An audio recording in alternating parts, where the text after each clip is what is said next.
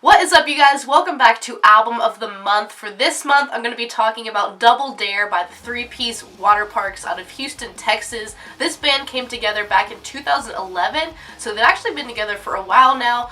They got kind of famous off of their newest EP, which came out earlier this year, called Cluster. They were also on Warped Tour, and the lead singer, Austin, actually made the cover of AP Magazine along with some other singers that were on Warped Tour, so this is a pretty big year for this band. They finally released their debut album, Double Dare, as I said before, and I honestly was so surprised with this listen. If you guys don't remember, I actually checked out Waterparks' set back at Warped Tour, and I didn't really know much of their music. I had heard some of their stuff earlier on. I was like, oh, it's okay, you know, it was very different to me. I didn't love it at first. After seeing them live, I did warm up to them a little bit more because they sounded really, really good. They had a lot of energy. They just seemed like really cool guys in general. And then, of course, months later, we have the release of Double Dare, and I'll be honest with you, I kind of forgot about this release, and randomly I decided to listen to it. I didn't think I was gonna love it or anything, but I'll be honest right now, I would not be making this video if I did not love this record. I just can't help but share it with you guys, so let's jump right into it. First of all, the genre of this band can be described as like dancey pop punk, honestly.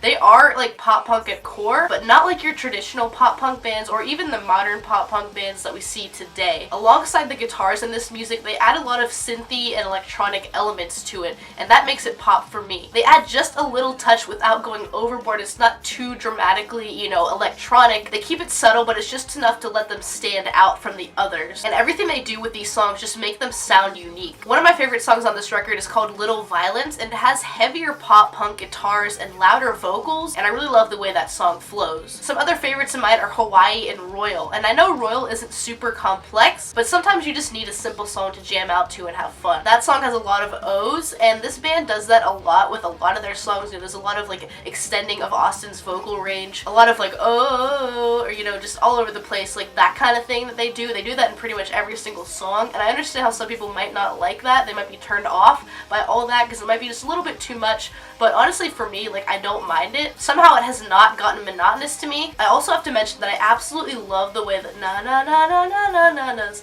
sound in the background of Royal. They're subtle, but it sounds so good to my ears. It's one of my favorite elements on this entire record. Now, the most poppy and mainstream top 40 sounding song on here is Take Her to the Moon. It's more of a dancey radio song that's very upbeat, but honestly, it's not annoying to me. I've heard a lot of other opinions on this song, and they say, you know, it's the worst song, like they don't like it whatsoever, but I honestly respect the guys for kind of doing something a little bit different. Apparently, it's purely electronic instruments in this song throughout, and I respect that because they still made it work. It's not one of my favorite tracks on this record, but I can't deny how catchy it is. Now, in contrast to the poppier sounding songs, we have a song like 21 Questions, which kind of slows things down, and Austin actually is able to kind of show off his voice in a different way. This song is mostly acoustic, but it does pick up towards the end, but like I said, his voice is in a different tone here. It's not, you know, the high notes or anything. He's not extending it too much. It's more of a softer, relaxed tone. He even goes a little bit deep at some points, especially in the very beginning. The lyrics on this song are insanely relatable to me, so it was definitely an instant favorite after the very first initial listen. But like I said, the main reason why this song stands out is, of course, because it is different from the rest. It has a more raw feel and really showcases Austin as a vocalist. Now, I really, really love the guitar tones on this record. They have some heavier pop punk ones, like I mentioned before, but also some summery sounding ones, just like on Gloom Boys, and that kind of helps even out the record's mood. I can honestly say that I enjoy every single song on Double Dare. I'll Always Be Around is one that grew on me a ton after a few more listens, and then Stupid For You, which was the first single, I believe, is super earwormy, but it's one of those songs that you don't mind having stuck in your head. The lead singer, Austin, has a hell of a range. He's able to hit so many high notes and really extend the pitch of his voice up and down so easily. He's very, very talented and underrated. Like I said, I saw them live and he sounded fantastic. Like I said towards the beginning, I think the best way to describe the genre of this album and Waterparks as a band is dancey electronic pop punk. Waterparks are doing something completely different and something that a lot of pop punk bands would never do nowadays. And this particular sound did take me a little bit to get used to, but I've been listening to this record on the way to and from school every single day this week,